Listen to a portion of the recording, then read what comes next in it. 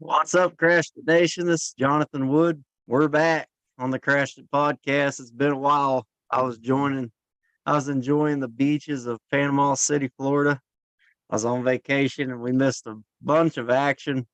Sounds like it was a heck of a derby in Richland, or where was that at? Clinton, Missouri. There's a heck of a derby up there that we missed out on. And Versailles, we had a figure eight that same night. Right after that, we took off to go down to Florida. We missed the opening acts of Montgomery City figure eight, and then I was back for the Jefferson City Capital City Clash, as I call it, figure eight races. Before we get to recap all that and talk about the mecca of all figure eight races coming up, we're gonna I just want to give a congratulations to the winners of the Henry County Fair Demolition Derby in Troy, Missouri. In the street stock class, Jeff Robb brought home the win. Eddie Chick came home in second. Joey Prater coming home third, and fourth was Cody Oberly. From everyone that I've talked to, that was a heck of a show. Awesome pace from the get-go. And I don't think a fan of the stands left unhappy. That was a really good show. Jake Reed bringing home the Mad Dog as well in that street stock. In the bone stock class, Mike Oberly bringing home the win. So the Oberly boys both getting on the podium. Cody Oberly coming in second. So he had a fourth place and a second place that night. Congrats to him. And says third was Miss X15, Michelle Falkenberry. Great run for her. And the fourth place was the number 19 of Kevin DeGraff and Reed in the bone stock.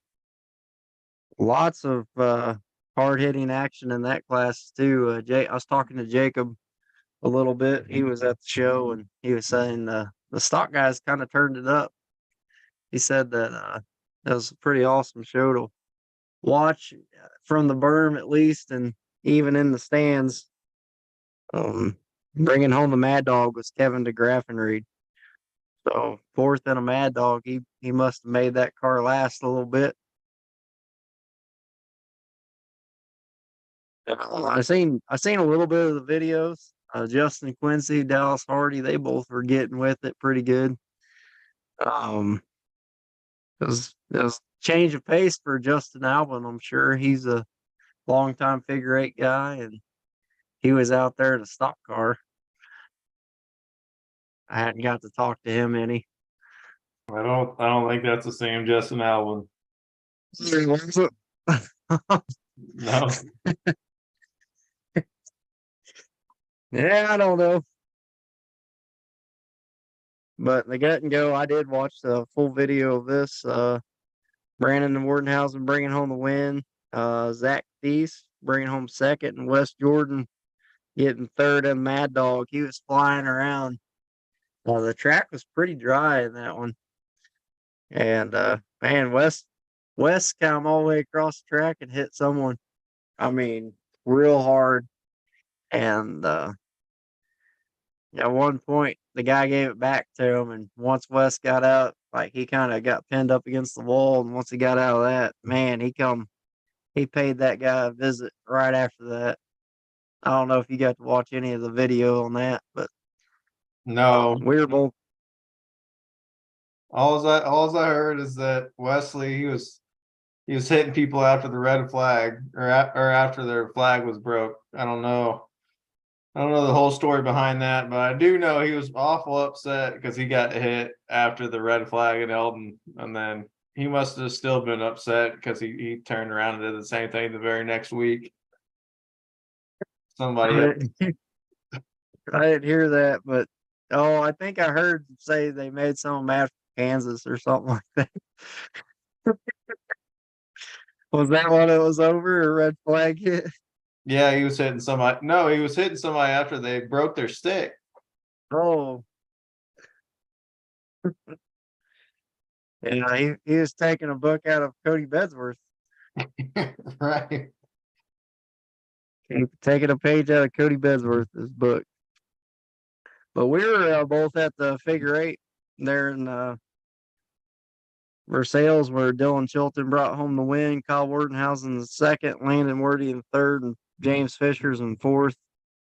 Youth bump and run, we watched Hunter Bish bring home the win, followed by Gatlin Folks and Jace Ray. The powder puff, Danielle Schulte won, and Jonna Dow got second in that one as well. Versailles with a just brief cap on it. It was an awesome show to watch for the bits and pieces I got to watch. I was lining up cars, so I didn't really get to watch much of the action. I got filled in the pit line, like when they were lining up. I got filled in on what was going on out there sometimes. And I know Kevin Witt, he was over there trying his hand at the old figure eight. And I don't know if he got a little too nervous or what, but his dad had to drive for him and both things. And he was telling me at Jeff City this week, he said, I'm going to go out there and I'm going to try it. I got to get over this. And he went out there and he looked like he had fun. First thing he asked me, he messaged me and said, hey, did you record that stuff? I got to watch my heats. And I said, no, I didn't. But I'm sure there's some videos out there. So. Yeah, no, there's good races all throughout the night. I think we had the youth bump and run. The funniest thing about the youth bump and run actually wasn't even at the race; it was after the race when Powder Puff. So first off, shout out to Hunter Bish for winning the youth bump and run. But Gatlin Folks got second. And then, so, he still had a good car left. There was some, I don't know how old they were, but they were probably decent looking blondes for a little Gatlin. Anyways, one of these old gals said, hey, I really want to drive in this. And Gatlin doesn't even know the girl, just let her drive his car in the Powder Puff. She goes to sign up and I'm like, whose car are you driving? Or I didn't say that, my wife did. She's like, I don't know his name. Let me go check. So she had to go run and go ask Gatlin his name. He just let her. I looked over there at his dad just smiling and shaking his head going, oh brother. Yeah. And even the funnier part about that is, man, he was helping them girls buckle in and stuff before they were going out there. He's like, let me show you how. He's like leaning all over in there. I was like, you go, Gatlin. That's awesome. It's like, oh, you gotta buckle in a certain way, and he's like leaning in there, and he's like, here's the e-brake, and he's like leaning over through the driver window. I was like, that's awesome, man. And yeah, Chris was sitting there just shaking his head like, gosh. But or that was not Chris, that's Justin, wasn't it? Yeah. Justin Fulks. Yeah. But yeah, his dad was shaking his head like, oh gosh. Man, so the Montgomery City Fair was on a Wednesday for the figure eight. And I was in Florida, but man, here I am. First picture I get, one of the Ferguson boys is rolled over. Andy's down there flagging or something. He's just smiling for the angle I got, whoever took the picture. And he was on his phone. And next thing I know, I'm getting a message from Andy. Man, you should have been here to record this. This race is awesome. These guys are going at it. We got some battles going on the track. And the sound like our drivers here at the Worthy Bell Bonds Championship Series were giving the crowd something to watch. We had Johnny Edgar parking on tires. I mean, Oh yeah, yeah. It's an interesting track. I mean, it's long. It's not real wide, but it's wide enough to where you can do stuff. And with new venues, they like to try and use what they have before they before they listen to us and take our recommendations. So they had two tractor tires on each end that they stacked on top of one another. Anyways, couple heats go by, and the cars, you know how our guys love to hug those tires. They kind of move the top one over, and I don't know if Johnny's seen it or not, or he definitely seen it after he was on top of it, but it was just pushed over it wide enough where a tire could get up on there, and he just stuck his nose right up there. I think both times he was out there. You know, looked like them guys were freaking hauling. I mean, I don't know who had the fastest lap time, but Joshua Craig was flying. I know that. Uh I seen some videos from the IMR group, and man, he was hauling out there. It looked like them V6s were letting it eat, and uh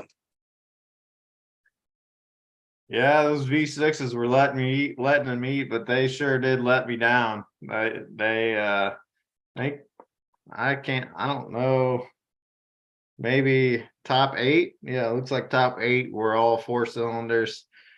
So was Fisher driving his old car? maybe that was Fisher's good car. I'm not sure. Yeah. But yeah, It Chad was Fish. definitely it's this night. I think it was kind of, it's definitely mid-season form where the more aggressive drivers are getting kind of heated, or they're getting in the, I've had enough of this shit zone, to where they're starting to get a little bit more aggressive, and that just rolls right into our Triple Crown kind of, that's where shit really starts hitting the fan. So it was an awesome race. I mean, the track was good. It did develop. I wanted to say it had a few ruts, but it was nothing too terrible. But as far as I know, that the drivers they certainly love Versailles' track. I think, just going back to there, had a lot of compliments on that. Was one of the best tracks that they've driven on a long time. But Yeah, that's what fun too. the drivers were all telling me. Man, that track's just awesome out there. So smooth. You should be out here and all that kind of stuff. And yeah, it sounded like they had a blast out there. And yeah, looking at the results for Montgomery County, Blaine Tobin knocking on a win there.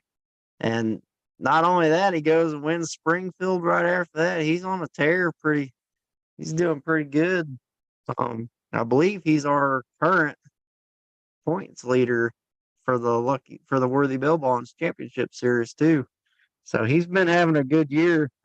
It's nice. It's refreshing to see. Last year he didn't have a good year. Blaine's one of the hardest working guys off the track. I think everyone in the sport they notice that and they see that, and it's kind of nice to see someone that puts in a bunch of work. You shared something on Facebook, some driver put, you have really bad nights in the sport and you have good nights, and all the hard work. And, if you have a bad night, sometimes you just think about just giving it up. But then you think like, oh, I couldn't see myself doing anything else. And I think that's something you posted on Facebook pretty much. And that's a testament to all our Worthy Bell Bond drivers or our Derby drivers, and just anyone in the sport. I mean, I was gone for 2 weeks of this, and I couldn't tell you how many Snapchats or videos I got sent of just people working on their cars and welding and cutting and just doing all kinds of stuff. They just made junk and they're trying to get their stuff in order. Our Derby guys, they're building new cars mid-season. It's just crazy their amount of dedication that these drivers have out there. And this is for our figure eight guys, this is like our mid-season. Let's just tear we're racing against people that aren't always out there to race, and it's the fair time where some of the people that show up, we have this stock hobo class that they could run in with these cars they just strip out, and they'll go, "Oh no, I'm running for the big money, baby. I'm gonna go out there and put on a show." And you're just like, yeah, this guy's gonna junk his car on someone's door, and or something like that. And or you got the long time battles that have just the battles throughout the year that's building up, and now we've got full on rivalries out there. And that leads us right into this next part where, all right, we're at Jeff City now. It's the first of our Triple Crown. And Yeah, just on that post, I know, it wasn't really even, it was for the drivers. I know a lot of times, middle of the season, or, you've driven, I think we're up to 6 figure 8s or so, or 4 derbies. Um, I know a lot of times, if you don't do very well, or you're not, all of the drivers, I think, are, well, I won't say all of the drivers, but there's a lot of drivers that hold themselves to almost an impossible standard, of bringing home a trophy every night, or wanting to do good every night, or the best of their abilities. And we've been around this sport long enough to know that that's so unthinkable. But even for me, man, I had a tough going at Columbia, and I was kind of feeling that too. And we've been struggling with some of the stuff on the figure 8 side of the promoting side, so it was just wearing on me. But yeah, it's the positives definitely so far outweigh the negatives, and I just thought it was a good reminder for everybody. yeah, for But sure. yeah, we had a hell of a show in Jeff City the following weekend. And I just want to say this right off the bat, since there's not a derby in Jeff City, some of our drivers took it upon themselves to give the crowd a little taste of some derby in the middle of the figure 8. That was freaking awesome. I mean, not for some of the drivers, but I was standing there on the berm, and I'm not normally a flag man, so I'm over here going, man. A couple times I'm like, oh man, hell yeah, that was an awesome shot. Like, oh, I probably shouldn't be doing that in the middle of a race. But yeah, there's probably some videos if you see someone just get full track. I'm just like, oh heck yeah, I forgot, I had to kind of remind myself, like, hey, you're supposed to be watching everything going on out here. And Yeah, I think there's our just our white flag holder and our checkered flag holder, I think Jacob, he kind of forgot to throw the white flag. He was too busy watching the derby go down. yeah, it happens sometimes. So I was kind of worried going into Jeff City. Rained all week here, and I believe they had to cancel a couple of their nights at the fair because it was just raining so bad. And Jeff City's a track, in the past their fair board kind of steps in and says, the pits are going to be trash, and we don't want to, deal with that. But I gotta give it up to those people, the Jefferson City JCs, and the people who were working on the track. I mean, that track, for all the rain they got, they had it looking pretty good. We knew it wasn't going to hold up as well as we'd like, but for everything they had going on, it was amazing to me. The track was already like built halfway whenever we got there. Yep, that looked good. And they were just working on that track constantly. The fair board mentioned they were down helpers, so that just means the people had to work that much harder. They were down equipment, and in the drivers' meeting, I heard representatives of the fair board say, we're going to try our best to keep the show going, and I felt like they did a really good job throughout the night, just keeping everything going. And now and then we were waiting on our cars to get lined up for the heat, and it wasn't even we're waiting on cars coming off the track or anything like that. But man, it was kind of a so it started out as we had about 7 Power Wheels come out, and they did a pretty good job getting around there. I was cracking up because I'm never that close, and man, I can't see very good. So when I'm that close, I can see everyone, all these kids' facial expressions. I had 2 kids in a little Barbie Jeep. I don't know, they're 2 little girls, and she would hit that gas down, and that whole front end of the Jeep would come up off the ground, and her face every time was like, "Holy shit!" Her passengers like let me out the whole time, and I was just getting a kick out of watching them go around through there. And whoever was driving that little Jeep, she wasn't letting off for nothing either. She just crashed into everything. And I just had a it brought joy to me just watching them out there tearing up their Jeep, having fun. And it always gets me excited because I look ahead and I go, well, California, there's always a ton of Power Wheels too. And the kids, they just have a blast with that. And then it leads right into our next event, which is our youth class. And our youth are really coming along. They're seeming like they're really getting the hang of staying under control in their car and trying to put down the best laps we could. Our little niece, Kaylee, she's out there, and she didn't drive as fast as sometimes she has been, but she seemed way more in control. And I even told her that right after the race, like, hey, that's the best I've seen you drive, because it looked like she was commanding where her car went on the track, and she didn't junk it all on the wall, so that helps. But Yeah, there's who was there's that? Hunter Bish again, bringing home the win? Hayden Kemker won, and Oh, Hayden yeah, Kempker won.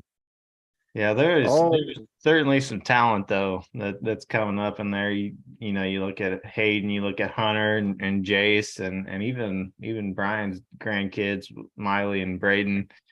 Man, there's like there's the talent stack. Leland Bell, Gatlin's out there. Nice to see nice to see Anthony Wells' daughter out there too. But yeah, they're it used to be, youth races where if there was one leader and they were lapping everybody, there was an older kid against a lot more unexperienced. Now they're all kind of experienced, and the races are extremely close. I think we had 6 or 7 last lap on pass. the lead lap, last lap passes. So it's awesome to watch. Yeah, and Carson Hilke or um Tim's car wasn't running good through tech, and he couldn't figure it out all night long. And that's another one that's just he's been up there multiple times, and he's placed a couple times. And yeah, there's just a lot of it's stacked field, and you never know who's gonna win. It was an awesome race. I think Hayden came Hayden, down whenever he took the white flag. I think he was in 4th place. I mean, passed the top 3 cars all in one corner. It was pretty awesome. I'm gonna have to. This is even better now because little do some people know, but after Versailles' night, Hayden and Hunter were kind of standing next to each other, and I said, "Well, he beat you again, Hunter?" And he goes, or Hayden, and Hunter goes, "Yep, I beat him again." And Hayden goes, "Well, it's because I didn't have tires." And he drove someone else's car. He drove Nick Long's car, I think, Mhm. and he had some tires. I'm gonna have to say, well, I guess them tires do make a difference when I see them on Friday. I'm gonna have to tell them, but they'll probably already hear this because they both are avid listeners of this podcast. They've been on me. It's not just the adults, the kids, the youth are like, "Hey, where's the podcast, man? I need to hear about it."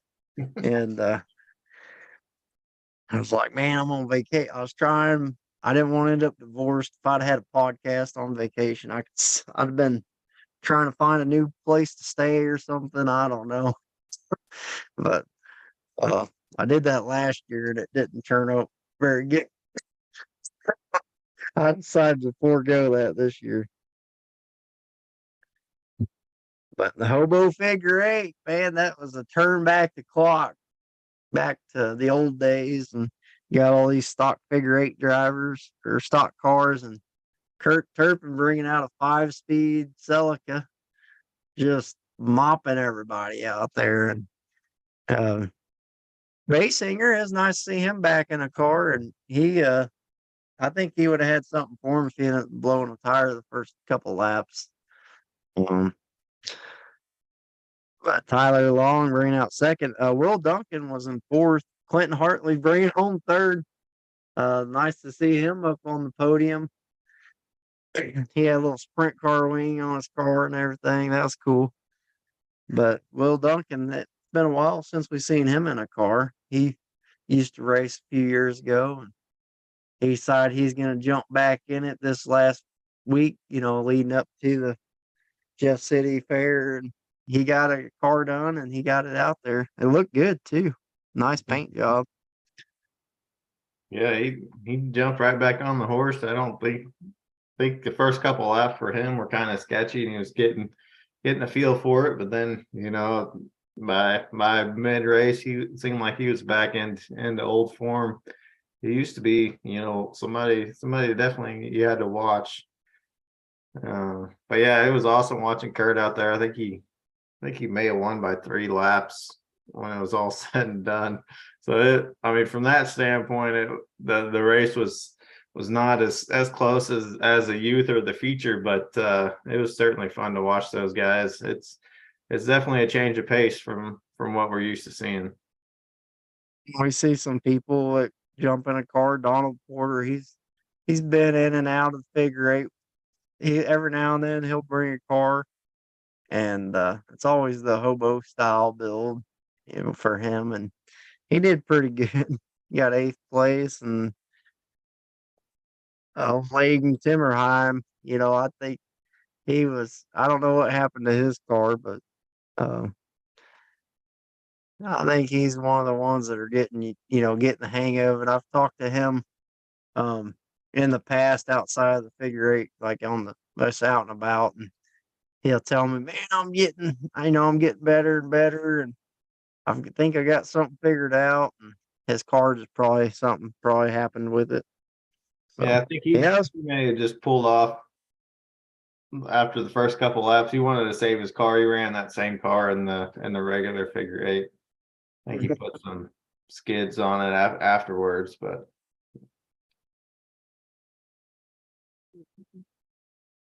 well, then it was time for the heats, and heat 1 was Jordan Youngmeyer and Dawson Gump. We only took one winner out of each heat, and that's I like it because you see just intense battles for the lead. Sometimes when you have top 2, if if there's a 2-car breakaway, they kind of take it easy. But whenever it's just one that advances, man, them guys give it all they have to the very end. And Jordan Youngmeyer bringing home the win. Dawson Gump getting second. Seth Westplorer getting third. And Zach Burton got that wasn't Zach, was it? Was it? Yeah. Oh, I Zach thought. was driving that. Was he?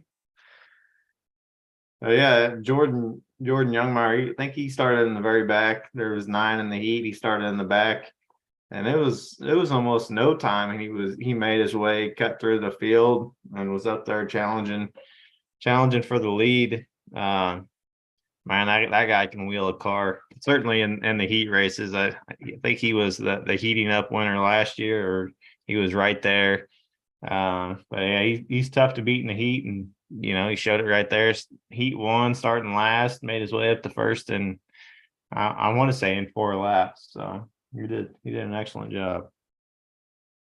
And Heat 2, we had Nathan Dummermuth bringing home the win, followed by Corey Burton and Jordan Piter in third. Hans Anderson bringing home fourth.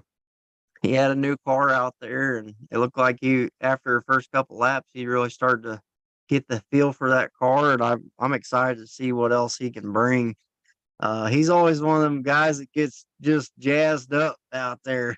He's fun to watch. He's exciting. He's one of them animated car drivers, and he just loves it. And he did really good out there. Uh, Garrett Ballman getting fifth, Rhett Kiesling in sixth. He broke an axle, and John Libert bringing home seventh. And heat three, we had Brandon Piter bringing home the win, and followed by a close second of Jake Timbrook. He was trying.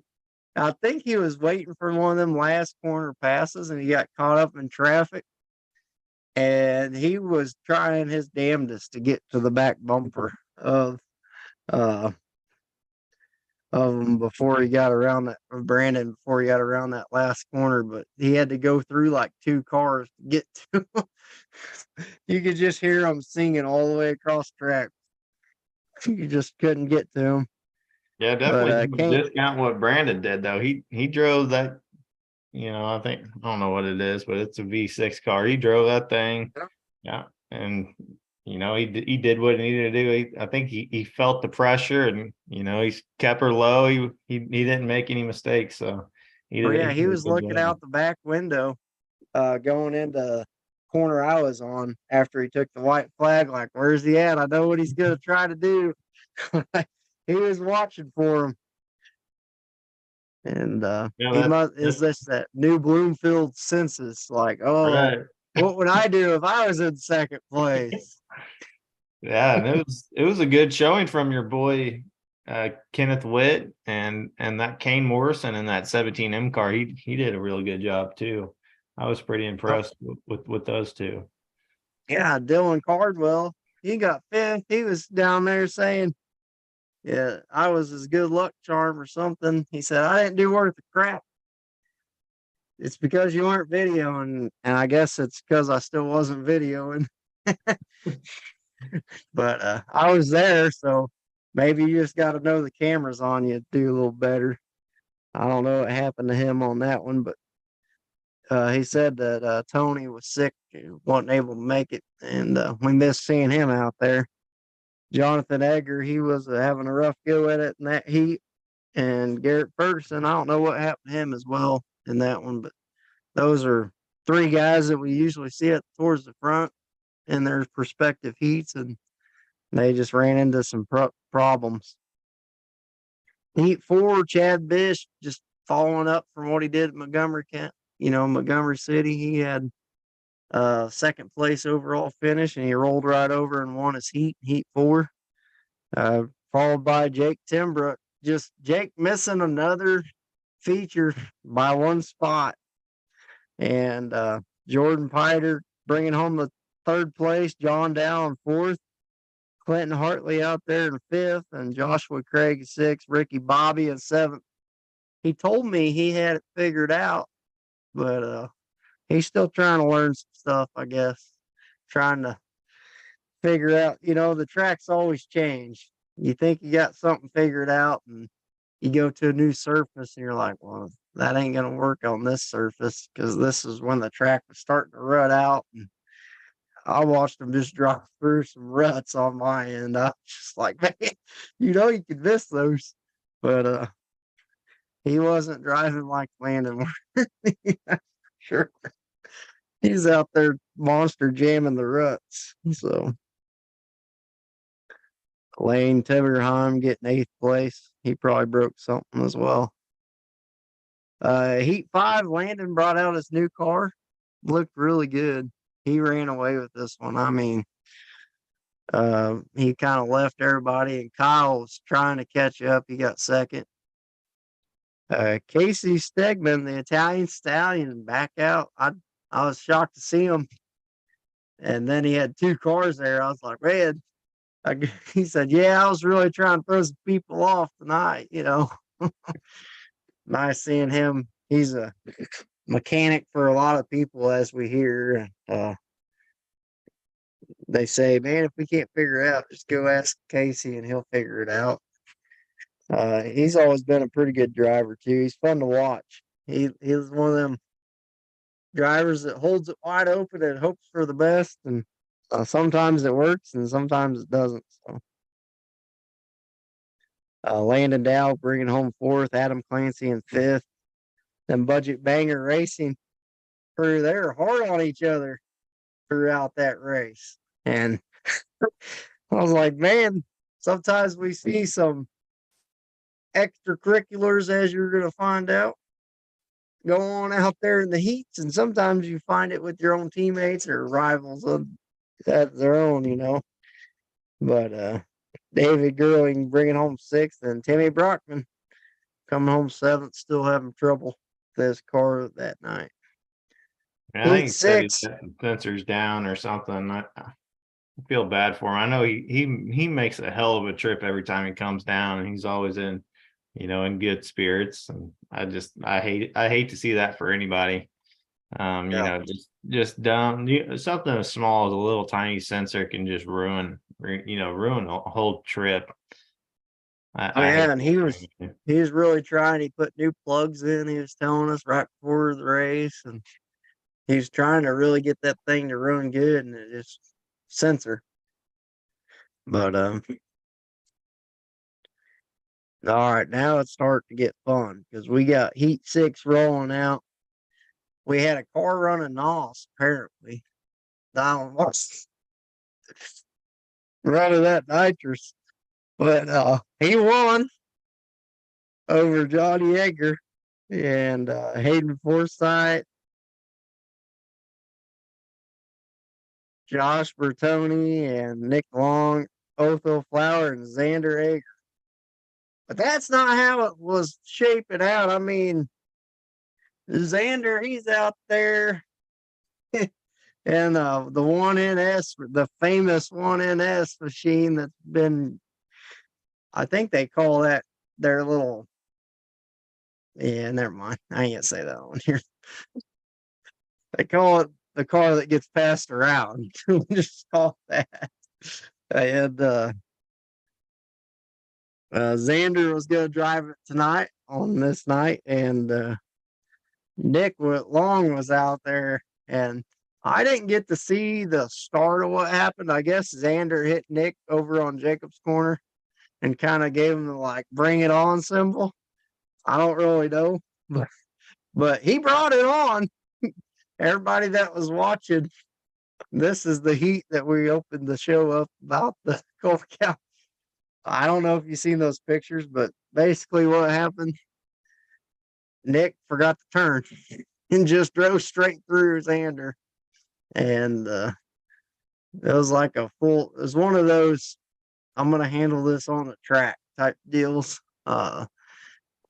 Sometimes we tell people, people are going to race you like you race them. So if you drive in their door, they may drive into your passenger door on the next corner.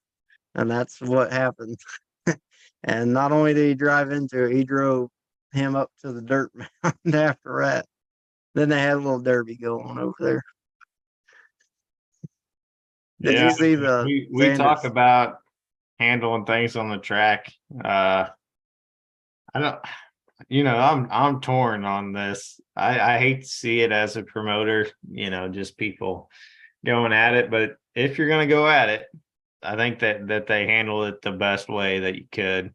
Xander hit Nick in the back end. Nick turned around and hit Xander in the passenger door when there was no passenger. So I was never thinking to myself, "Oh man, he's trying to hurt the other driver or anything." I think they were both just making statements.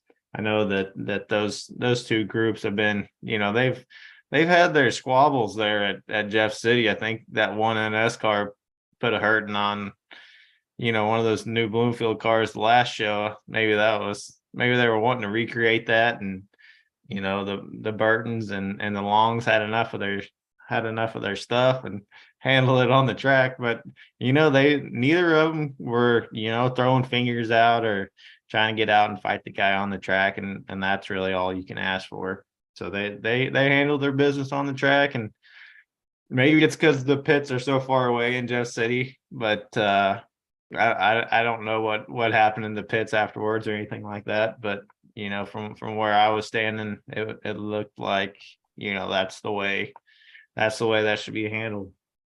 I don't think anything would have happened down there because I don't know if you see it. The Cole County deputies were down there before they pulled off the track. They were they were ready for something, I was like, because I was kind of watching. I was like, man, there might be a fight, and we're all going to be missing it, kind of. And there wasn't, though. I don't think so. If there was, no one heard anything about it. So, but yeah, they handled it out on the track. Did you see his cage? I The did. pictures of that? I did. Holy smokes. Yeah, You know, it was a hit. stuff happens out there. You don't realize the impact until you start watching, like looking at pictures of how things move and stuff like that. And I don't know, I don't know if Nick junked his card trying to do that or if he got put in timeout or what. Because Yeah, he ain't come. I don't know if old dad Corey, he may have just DQ'd him, put him on the sidelines. Nick may be under like a 3-race suspension or something with their team. Yeah, I Just don't depends know. on what old dad says.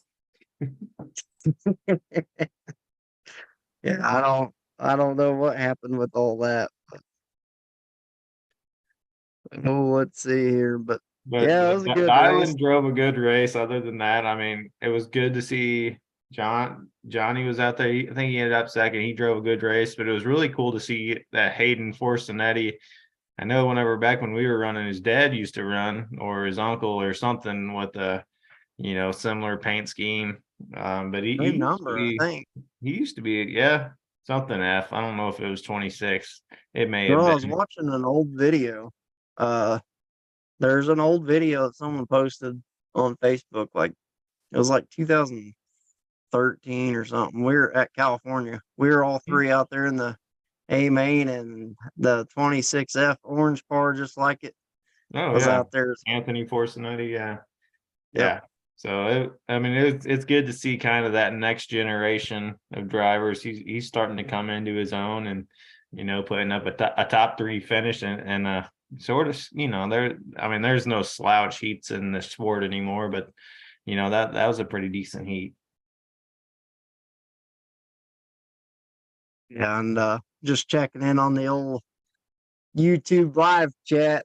Joshua Craig, he's on there. He's just saying, "Yeah, we're going to see how California goes. We shall see, Josh. We shall see." Yeah, But I think in Heat 4, whenever he was out there, he had a flat tire or something, but it was pushing him high out there towards Jacob. I just remember looking down, and Craig's just got her to the floor, just goes up on that down that dirt mound right there next to Jacob, and just whole mound of mud right on Jacob. yeah, yeah, I seen a picture of that same incident you're talking about. Jacob's giving him the look, man. Like, what the hell? He's driving up on the mound, kind of Yep. the dirt wall. But man, it's rough trying to take a corner with a flat tire, though. We've all been there, and that's all you can really do is just stay in it and try to get around it as best you can. Heat 7, Blaine's hoping, bringing home the win, just taking them 2 wins and translating that right into another heat win. And he's been one out of the DBR crew. It kind of struggles with heats here and there. And he brought home the win. Jason Stark ran a really good race coming in second. Dude, that guy And can drive. He's I, I driving some junk, but man, anytime he's out there in the car, he competes. he was winning. And then his own teammates decided to get in his way. This I had the perfect view of it. Jared Jared just freaking hit Jason so hard. It was awesome going into the corner. And I was like, man, he's winning too. And his own teammates over there knocking on him. And that kind of turned him and put him right in a pile up. And that's when Blaine got around him shortly after that because he was still trying to. He was waiting. There was a car stuck on the tire, and he's kind of waiting for him to go, but they never went. He had to back up and then go around, and that's what cost him the race. And I was going, "Oh man, he's gonna be saying something in the pits like, man, what the hell," or something like that." But yeah, if anyone goes back and finds a video of that one, it's clear as day who cost Jason the race. And Bryson Clark, he got third. He's always this year he's been having some good races, good showings. Yeah, it's good to see Cody Skurlock back out there, but this was a fun race to watch. Tough luck for James Fisher. I know he was really knocking on the door. I think him and Blaine exchanged the lead a few times, and then I think he went down with an axle. But it was a fun heat to watch. Yeah, this axle failed him again, and that's frustrating when you just hit the holes wrong or a part failure happens, and poor guy puts in a lot of work, or anyone that's out there and they're having a good race and a part failure comes in, and you want to be as confident as you can in your equipment, and sometimes it just really puts a damper on you. But yeah, in Heat 8, we had Dominic Miller bringing his car out. It's a pretty stock built car, but he still drove it to the win. We asked him like before he went out there, like, you running in the hobo or the main thing? He said, "Oh no, the main thing." He had skids on his car anyway, so he wouldn't have been able to run the hobo. But Dominic did good, bringing home the win over Dustin Ferguson and Matt Youngmeyer. Braden Cleathermos was out there in that one as well, and Dylan Chilton. So the top five uh, could have went either way. And Charlie Burns, man, he was having a blast out there. And after the race, he like waved me down to come. I thought he was going to talk to me, and he just gave me a fist bump. And I was nice and clean throughout this whole time, and he just shot mud all like he just shot a rooster. He just fist bumped me and just punched it all the way off the track. Just mud just came all over me, and I was like, "You SOB." And he came and found me after, like, he was down there waiting for the bees to get posted. He said, "Man, I was hauling ass. What?" He goes, "I was about to hurt some feelings out there." He said, "I was going to be hurting some feelings." And I say, "Yeah, you hurt my feelings. You sprayed mud all over me after I gave you a fist bump." He goes, "Oh man, I'm sorry." But I was like, "Yeah, I had mud all over me from that." I was like, "God dang it." But This was a good heat as well. We say that about a lot of heats just because our races are that good. But I watched Dylan Chilton. He doesn't make a lot of mistakes. He's kind of known for the always having the cool head. But I think in this race he got a little bit impatient. Braden Cleatherm was driving a good race. I think he was just in front of him, but I think Chilton got a little bit impatient, just like you were talking about. Whenever there's one going out of the heat versus two, there's always that extra, you got to be the one. So the intensity ramps up. But I think he just, he kind of got into somebody, and I'm not sure if, he definitely learned from his mistakes pretty quick. That this heat race may have grounded him a little bit. I don't know, because he came out in the B and did the same thing, missed it by one spot. Well, I think he just got, I don't know, Matt in the B, Matt Youngmeyer. He was just, I think he was waiting for Matt to make a mistake, and he just never made the mistake. But definitely in the heat race, he pushed it. And we were joking about Dominic. We're like, "Oh, he's probably just just trying to get this car and save it for next weekend at California so he could take it to the Derby." And as a pre-run, and he goes out there and wins his heat, and I think he ended up like 6th or 7th in the feature. So we may see him again Friday night in California. Yeah, he looked like, and he had, I think that car was out in the Powder Puff and did pretty good in Powder Puff too. Yeah. So Yeah, his mom was driving.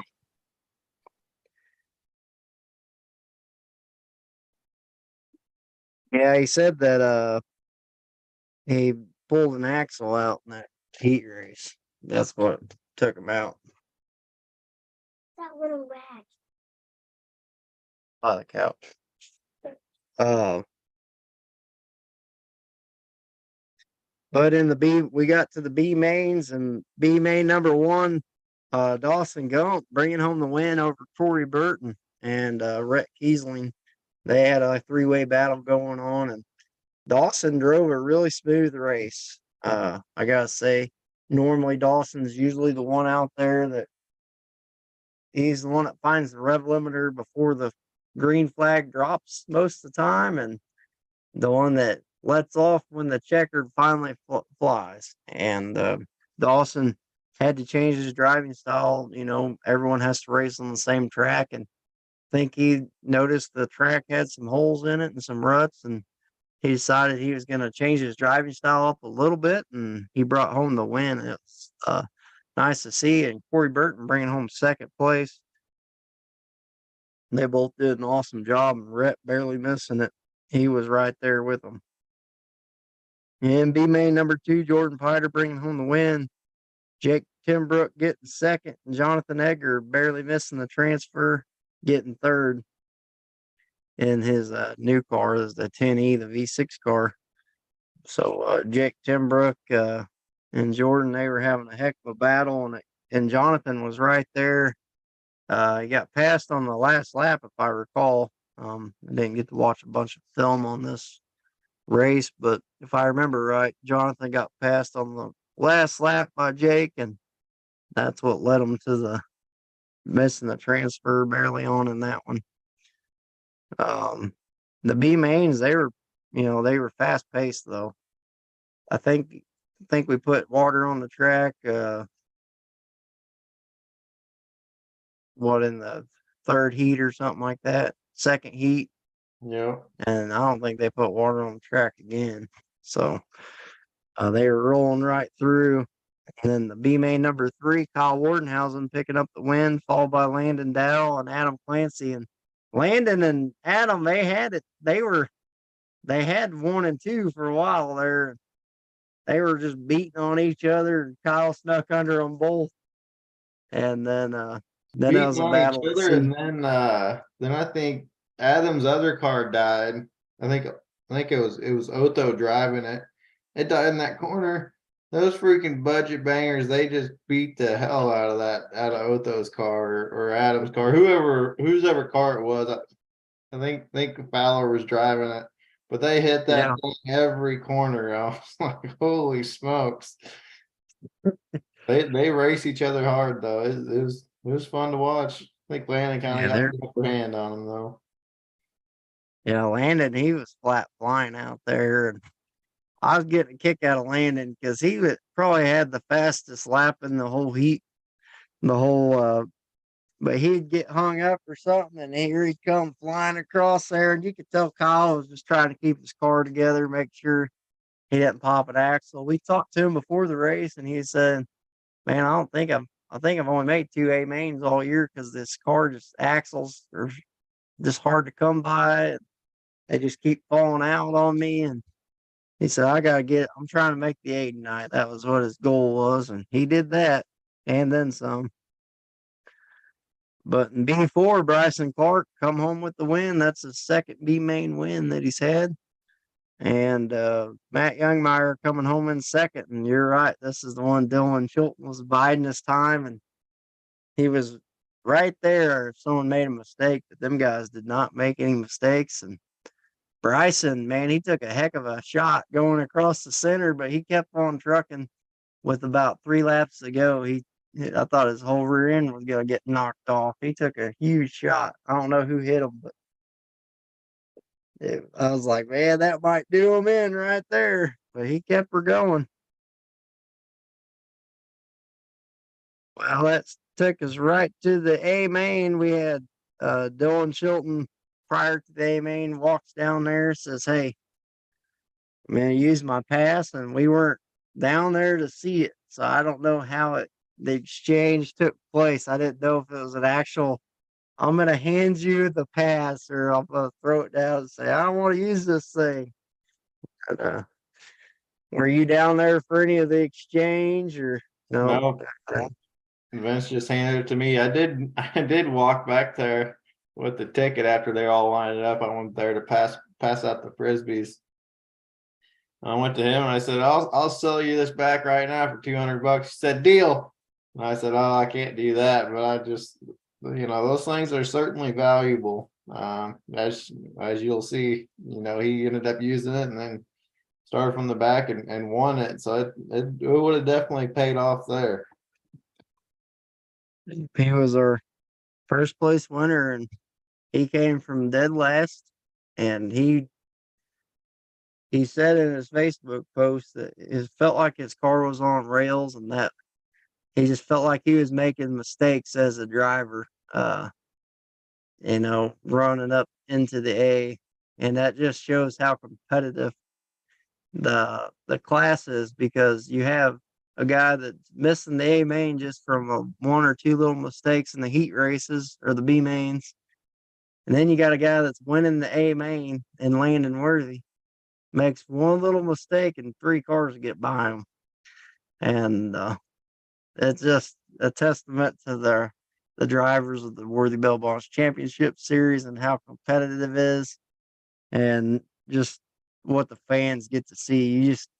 We've had so many races that are just determined. You see so many lead changes. It's not like you get, sometimes in dirt track, you'll have that one leader jump out and they stay out there the whole time, and they might get passed by one other car. But this one, you just never know who's going to come up there, who's going to pass who.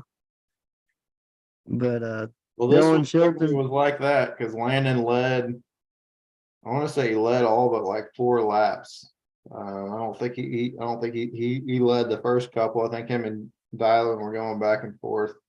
Yeah. But after They that, were having he probably led 12 of the 16. He was ahead until I want to say lap 14 or 15, whenever he kind of got pushed out a little bit. Yeah, Dylan used all his nitrous in the heat race, so he started running out. But Yeah, I no, don't I know. just I kid. don't know where I'm not sure where he hid that NOS bottle, but I'm definitely gonna have to look harder. It's that energy drink. Oh, great! I'm getting Snapchats. But Dylan Chilton bringing home the win. They had a battle. He had a real good battle. Landon and Dylan did for the first few laps, and then Landon. He's always seems like he's smooth on them rougher tracks, and he's just Mr. Smooth. He just, when he's out there driving, you can't tell that the track, might have a rut or two in it. He just finds the right lines, and you can watch his car go through the corner and it won't bounce. And then you can watch another guy, he'll just smoke the hole, You'll see the roof sign flapping or anything like that. But I was able to I was like, oh yeah, I had my tripod, so I recorded this one. It's on the YouTube channel for everybody that wants to watch it. Um, Kyle Wardenhausen coming in second, and Blaine Tobin getting third, and fourth was Landon Worthy, fifth Jordan Piter and Chad Bish get sixth, seventh was Dominic Miller in that car. So that's a pretty good showing for that. And then eighth was Dylan White. Dawson Gump, he ran a really smooth race. He just seemed like to me he wasn't on it all the way. He was trying to be more precise with it, and I think he was hoping other people would, break their axles or something like that. And So I was surprised how rough, how many cars were driving at the end of the race. I mean, it seemed like you you were watching the race, and if you made a little mistake, you'd get passed by 6 cars because they were all just having a nice. Everyone was trying to have a nice, smooth race, and yes, a lot of cars drove off. you're on ninth. So all 9 of those drivers. So we had 9 drivers on the lead lap. That's nuts. That is not something that's very common. or it was certainly, we didn't see that 5 or even especially 10 years ago, but really even 5 years ago. It's just I was talking to Landon. He goes, man, I was leading that whole race that whole time. I made one little mistake and lost 3 positions. That's crazy. And I was like, man, it really is. It's nuts how how one little mistake, you got 3 guys right on your heels looking to pass for position. And it's it's a testament to those drivers, but really it's a testament to just how clean this feature was, because they, like, I think you said it, Jonathan. You can always tell when there's a race in less than 7 days, because they, people are trying to save their cars. They're driving smart out there in the feature, and it's fun to Yeah, I watch said that. as a fan. But man, you can definitely tell that That's a, it's a no mistake game at that point. yeah, and that's what this feature. I think that's the best way to put it. Like, you had guys out there that wanted to win, and then they're in the back of their mind, they're also thinking, I'd really like to just load this car up and go unload it next Friday at California, not even have to worry about it. Right. And they are definitely driving smart out there. But Corey Burt, man, I seen his wheel flying across the track. He must have hit a hole over there. And I think Jacob said it. I think we had a couple steel wheels that were just snapping off over there in the corners, and his was one of them. So I haven't really got to talk to him much about the race. We were talking about his work. He keeps sending me snaps of all his farming stuff, and sometimes that interests me. I'm like, what in the world is that? But I don't know what happened to Matt Youngmeyer, Jake Timbrook, Brandon Fighter, Jordan Youngmeyer, Bryson Clark. I don't know what happened to Landon either. Landon Dow, he was driving a really good race, and then all of a sudden I see him come flying off into the corner, and he just parked it. I don't know if he's getting hot or something, or I have no clue what went on under that. I'm gonna have to ask him Friday night, see what happened, because I always like to hear, sometimes something's going on in the car that you can't see in the stands, and um, maybe he was getting his temperature was going hot or lost radiator or something. He didn't want to risk blowing an engine or something, because it was pretty early in the feature when that happened. So I don't know. Nathan probably broke an axle or something. He got last place, or 17th, I should say, not Yeah. last. Last in the Second feature. corner, I think. Oh man. But yeah, let's see. Let's just I mean, it's been a overall, while since just a great race, but this is 3 back-to-backs for the old DVR team. I think Chilton won at Versailles, let Blaine have one, Montgomery City, and then Chilton wins another. I think this is our first repeat winner. Last time he was a repeat winner. He just took what he win 3 or 4 in a row. You think this is the start? If he does that, you think he's got the Triple Crown in him? he'll be getting an extra $100 from Crashed It Podcast if he pulls off the Triple Crown win. He's the only one that can do it now, and anyone that wins, Jeff City, California, or a race for 28. I mean, just to win one is amazing feat on its own. So I mean, looking ahead I don't want to look ahead yet because we still had the powder puff, but I'll get to what I was going to say later. Um, but it'd be an amazing feat for anyone to win a Triple Crown, and I'd gladly hand them $100 bill just for pulling that off, because that'd be awesome. Yeah, I've always, there's you do so good at some tracks, and other tracks would haunt you as a driver, and for me, California is always that track. I love racing there. I loved it, but I never did worth a crap there. I made a couple A mains, but in the A mains, I just get bent out of shape and never could finish them the way I wanted to. And uh, California has always been the track that I'm going, man, it'd be awesome to win one there because you win one there, you could hang your hat on that, or even at Jeff City or the race for 28. I can only imagine being out there with 28 cars. That's got to be nuts. But in the powder puff, we had Beth Anderson bringing home the win. She did so good, she didn't even know she won. Ben had to chase her up the parking lot. She was getting ready to leave, and Ben comes walking down like 15 minutes later. He said, I caught her. She's getting ready to drive off the property. And Jonah down with another second place finish, and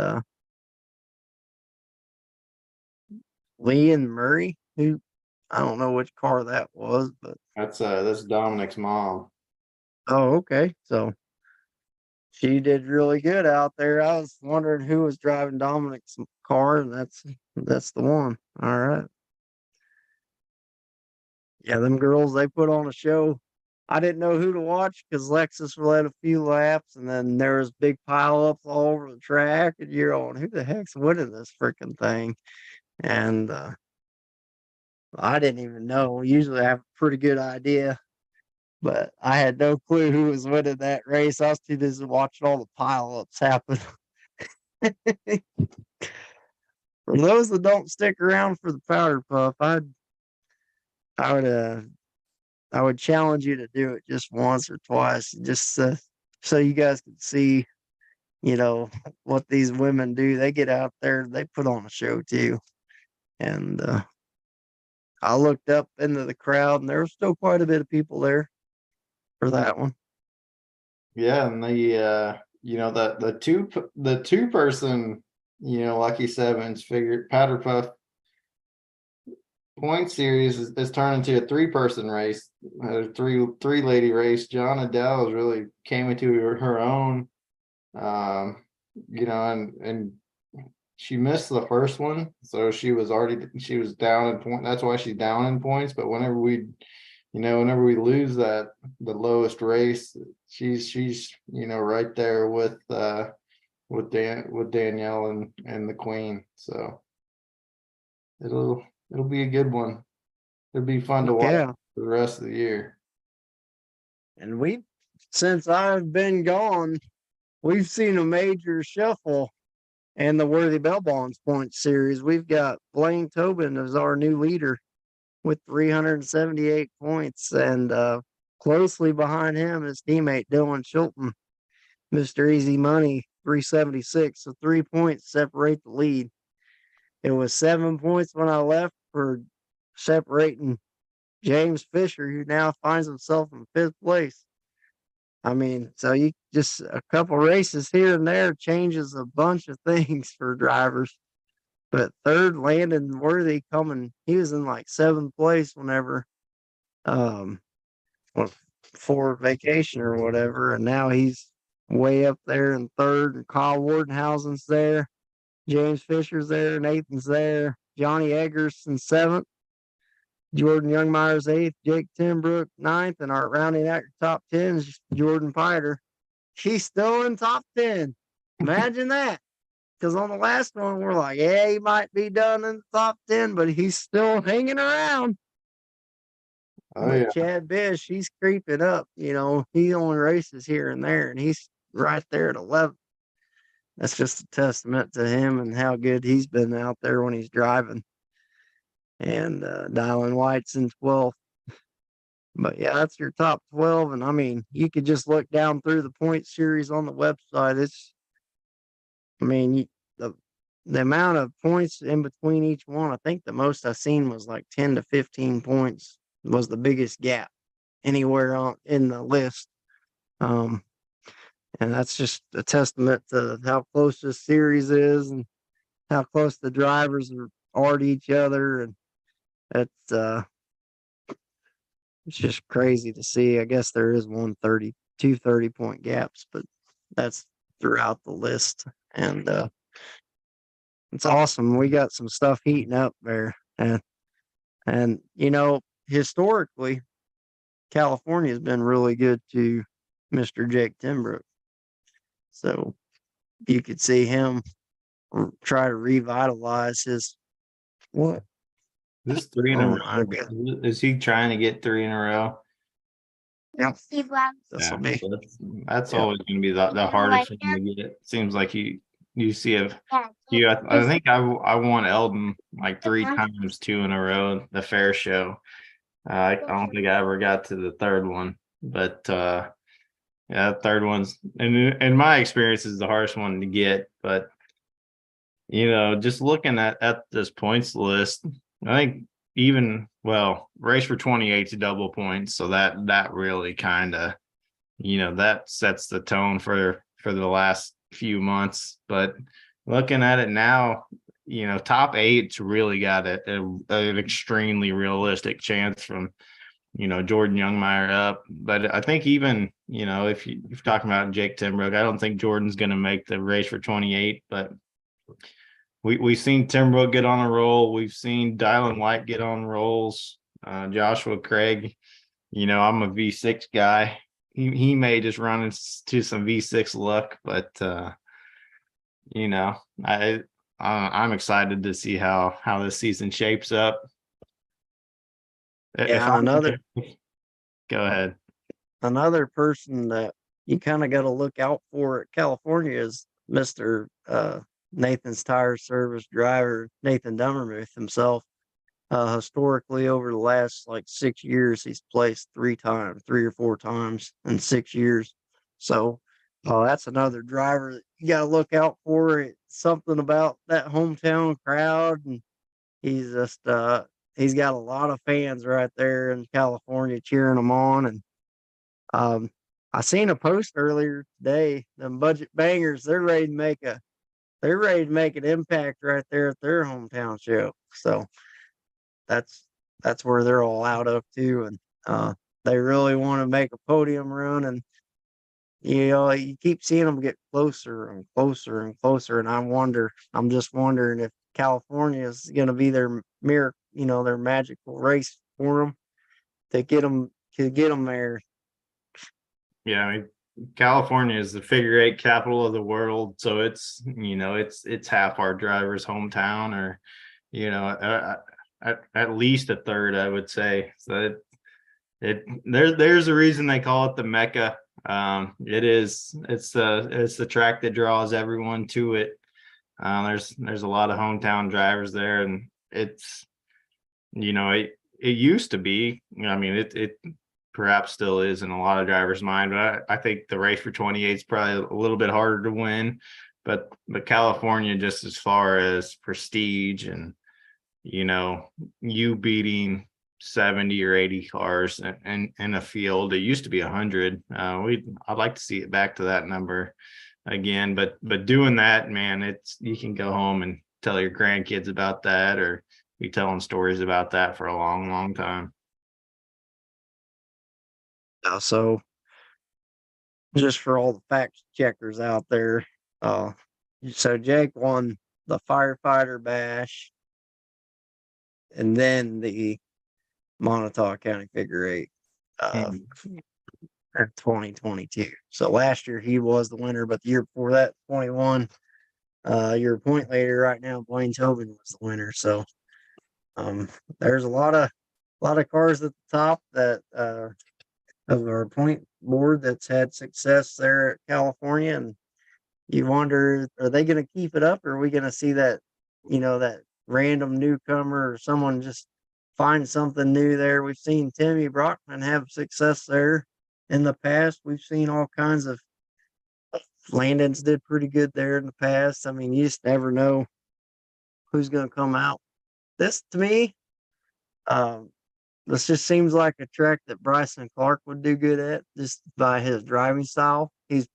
When he's up front, he's super fast, and if he gets out front, he might be hard to catch. So you just never know what you're going to get on this track. I mean, last year we seen uh, Dylan Chilton and Jake have a hell of a race here.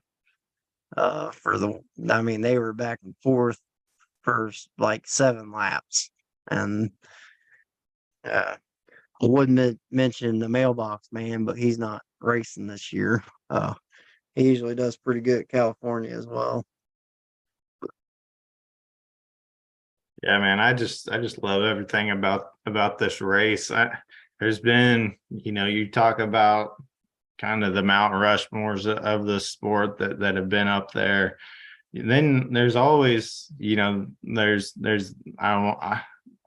gonna call them mid guys, people that are consistently up there, but every now and again they'll break through. But then you also have some wild cards that things break right. We talk about that a lot of the figure eight game is luck, and things got to break your way, and people get lucky at California. I can't remember the guy's name. Used Jordan to, Tobin. No, who did you say? said Jordan Tobin. Oh yeah, Jordan Tobin, random, right? He just pulled a win out of his ass. But there was some guy that his number was 8. I think he used to run like an 8 ball or something as his number, but he ended up winning. I think Alfred Foxworthy one year ended up taking it down. Just He had like a John Deere car or something one year. He had like 88 up or something. yeah.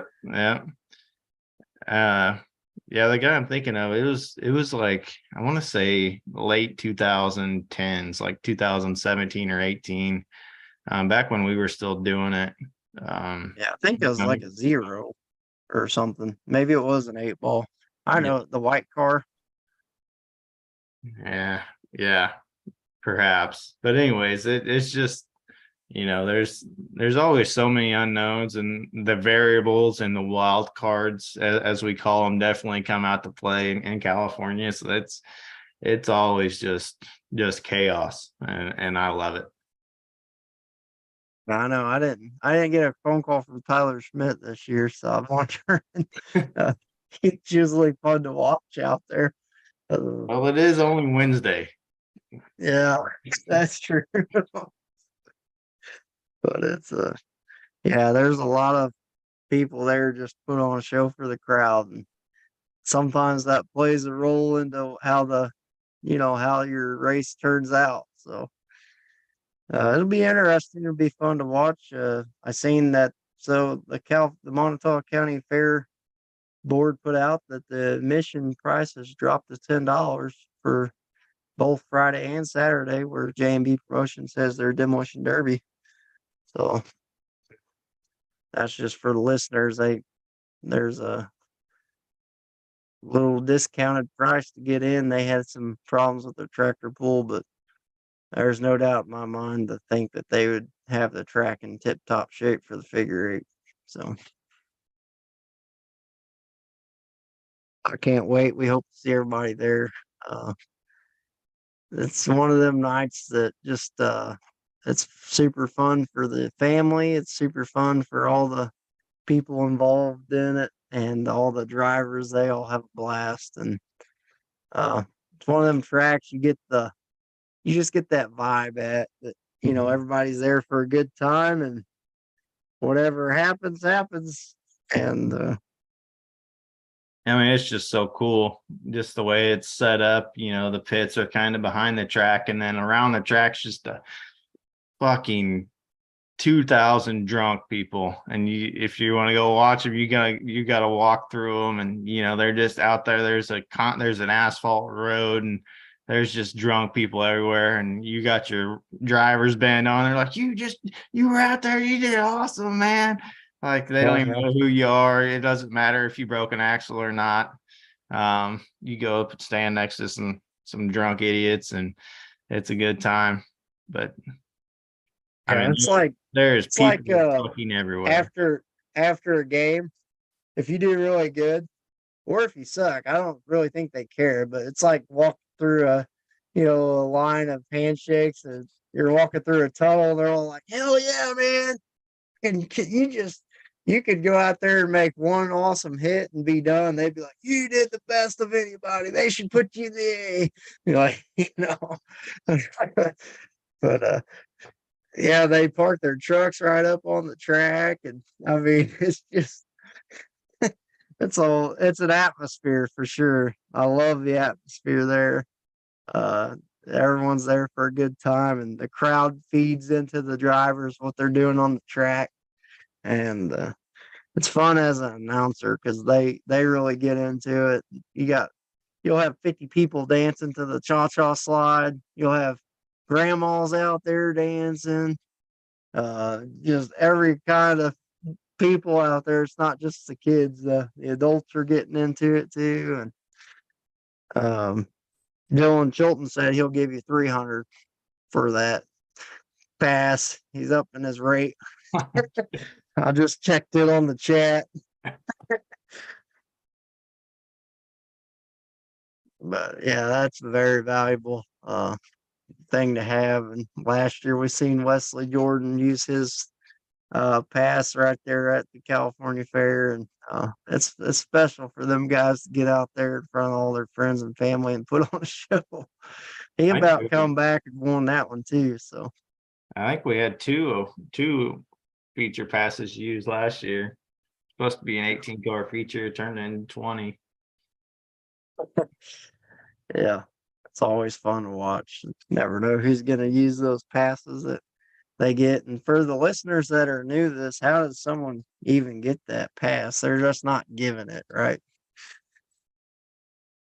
Yeah, so we have, like we call them awards races throughout the year. So there's three of them. There's a hard charger award. So we give that to the driver that gains the most positions in the feature throughout the year. So right now, James Fisher's leading that with 34. So he's passed 34 people, or he's gained 34 positions. We don't take them down for if they lose positions in the feature. So it's just spots gained. And then we give another one out for the heating up award. So that's just your average. We average out, your finishing position for each of your heat races. And then we give one out for Mr. Consistency, and that's the driver that's placing the most top tens throughout the year. So it's just, it's a little bit extra incentive. The drivers that run our point series, they pay a lot of attention to the details. I used to think I was the only nerd out there that cared about stats and demolition derby and figure eight, but putting all this out on the website, it used to not have a lot of, they used to not tell us who was in what in points. You would just figure out at the end of the year. You'd always kind of have to guess. But after, I started posting stuff. You kind of get people wanting to know. I actually had a driver who messaged me, said, "Man, how am I doing on average lap time? I want to see all my laps compared to everyone else's laps. I really want to get down into the nitty gritty of lap times." And I'm thinking, man, I thought I was the only, kind of figure eight nerd, but it's definitely, there's a lot more to it than knocking the windows out and drinking beers That with your guy's buddies like, and going out. yeah, that guy's wanting consistent laps. He's gonna be like, who's got the most consistent fast lap? Yeah. Who's overall fastest lap for the year? Like, who's got the most their average fastest lap? Who's got the fastest? Like, that's crazy. And I would think James Fisher would be winning that. He's had a couple races he's had the fastest lap at. So,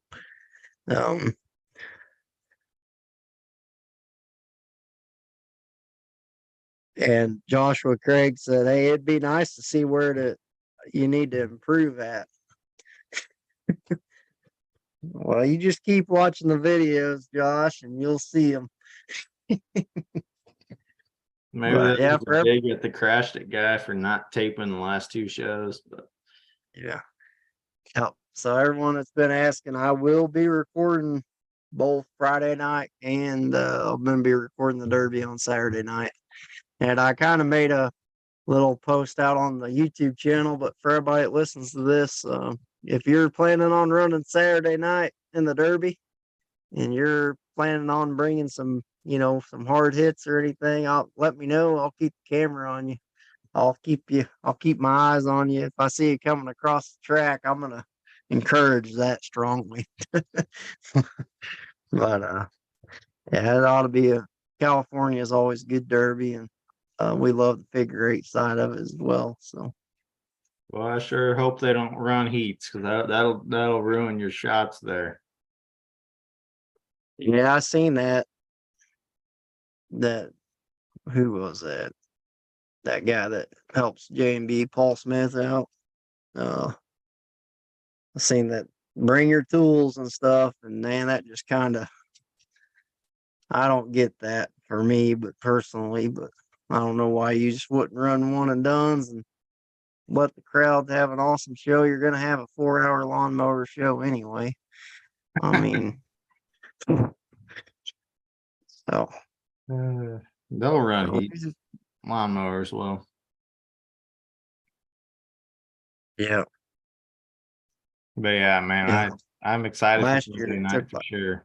Yeah, it took like take a while. two hours. I was like, God dang, let's just get to the Derby, like the actual cars. But they're cool for us. I wish they'd just do time limits on those things.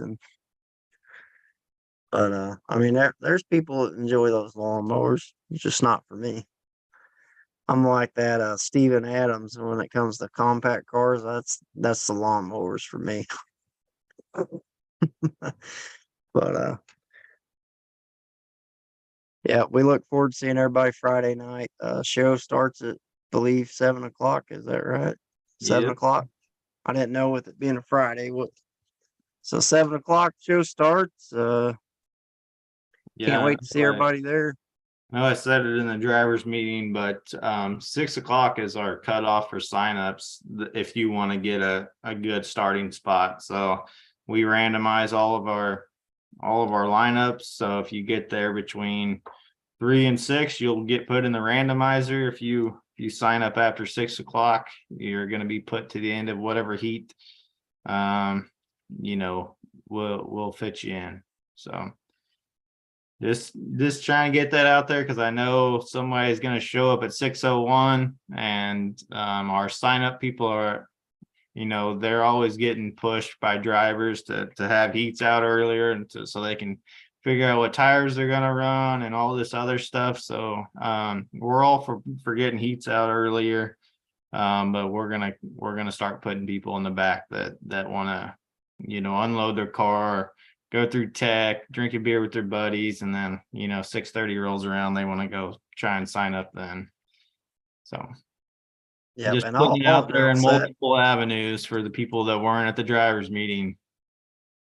Yeah, I'll announce that track several times too. Hopefully they're paying attention, but we can only give them all the chances we can. So we know there's gonna be those people that don't sign up in time. It's always the same people too. And the ones that didn't sign up weren't at the drivers meeting on time to even hear that. So just oh, but yeah, we can't wait to see everybody there. And like Joshua said in the drivers meeting, we thank everybody for your continuous dedication to the sport and just, you know, putting on a show for the fans, being there for your families, and just making it a family sport. I mean, we see it growing and growing every race, and I've always taken back at I know exactly how much dedication and time goes into building these cars, and I know the tensions get high because of the hours and hours that you got in those cars. So it's always we kind of understand where all that comes from out there. I mean, when you spend 20 hours working on your car and then you're getting beat on every corner, sometimes you got to beat on them back to say, hey, listen, I've worked on this thing too, you know. But we'll see what California brings. It's always last year we had a demo derby on the track at California, so old Kurt had to lay the hammer down on someone. Oh yeah. So we'll see how it goes. We'll see everybody there. Thank you all for tuning in to another episode of the Crashed It podcast. Oh, Dustin Jordan said, Brian, Allenball was the 8-ball car that used to be really good up there in California. So I might have butchered that last name, but yeah, it's something like that. I don't think that's the name I was thinking of, but he lived, I went and bought bumpers off the guy. He used to live out there between Jeff City and California. I'm not sure of that little town, but I don't know. I'll catch up with Dustin, I'm sure, Friday or Saturday. I think he's Starts bringing with a car. I T. think he's bringing his car and letting somebody else drive it, is what it sounds like. Starts with a T. The town.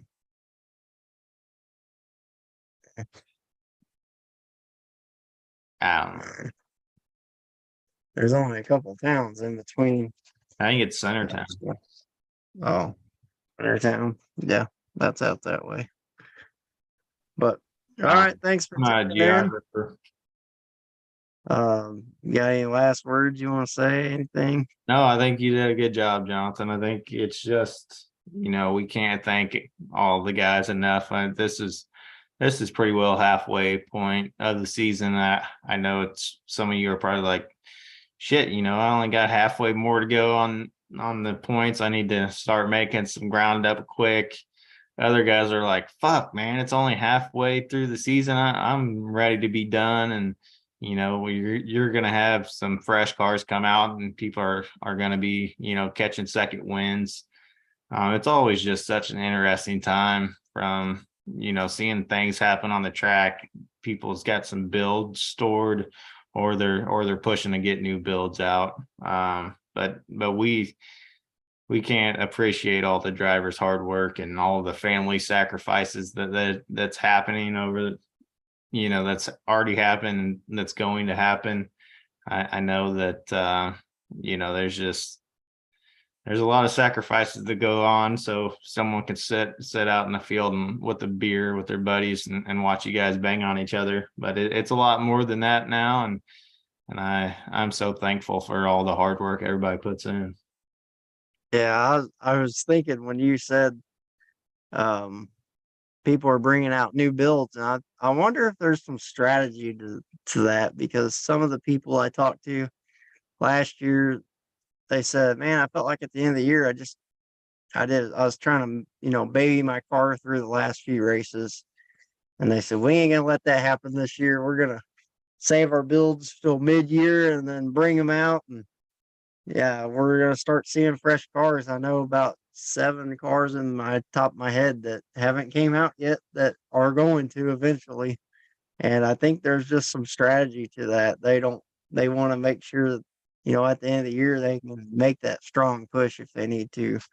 And it's always, there's so much different variables that, over the years, we haven't really seen in the figure 8 world. And then we're starting to see it. And it's crazy. The amount of time these guys are putting in and just the thoughts behind, the different strategies that we're seeing. Do I start fresh right off the get-go and, work the kinks out of my car, or am I going to bring my fresh car to Jeff City? That way by the race for 28, I got it figured out. Or am I going to wait till right after the race or for the race for 28 to have that fresh car to try to steal away a win with something new? Or am I going to wait till after that one to bring out the new one for the rest of the year? And it's just, there's so many different things you can do. So, Oh yeah, and everybody has their own opinions on it. Like, some people hate running fresh cars because there's still kinks in them, but some people love running fresh cars. They think those are the cars to beat because the motors are still fresh. The frames are the straightest. They're going to be, the most straight cars out there. They can be put wherever they want to be put. So, I mean, just like you were saying, I think there is a few drivers that say, "Hey, I'm going to get through Jeff City, California, race for 28," which are, historically bloodbaths. There's a lot of stuff tore up in those races. That's why they're so hard to win. They want to get through the bloodbath so they can go back to racing, in the September and October. So Yeah, there's a lot of strategy, and I know Josh Craig. He's time to build a new one. hell, at the first of the year, he's like, "Oh, I got 9 of these. I got 9 of these old style Cavaliers and Berettas built up." Now he's saying he needs to build a fresh one. I'm not sure what the story is. He probably already got it built. Like, yeah, I just built it. You guys were talking about it on the podcast, and boom, there it is. Magic. Just built this one this week, 2 days. But oh, we look forward to seeing everybody. It's getting time for bed for me, and we'll see everybody Friday night. We'll be recording it live. We'll be recording right here on the On the Crash Hawk's It Nest, page, baby. and That's the best Oh. place to film from. Out there, announcers. Then that Hawk's Nest in California. That you can see the Oh whole yeah. Yeah, you can see everything from up there, and yeah. you kind of get to see the different lines that people are taking, and you can see a little bit more from up there, like driving styles wise. And I've seen, that was the first time I really seen. I took a corner one time really good, and that was I was just one corner, and I was like, man, I pulled 3 cars out of that corner on that guy, and that's the way I tried taking all the corners at the next one. That paid it off pretty good for me. But it was just from a video from up there or somewhere close to that. And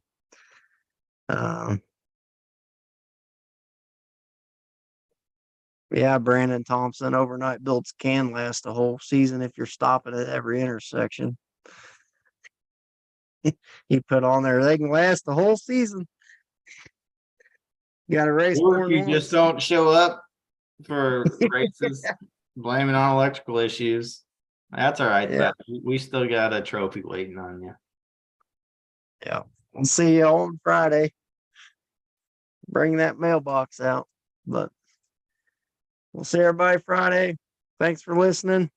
Thanks for all your support. Let's get after it. Go out there and send it. Do your best. And we're going to be there to congratulate everybody at the finish. So thank you for tuning in. Go out there and send it. About forgot to say it.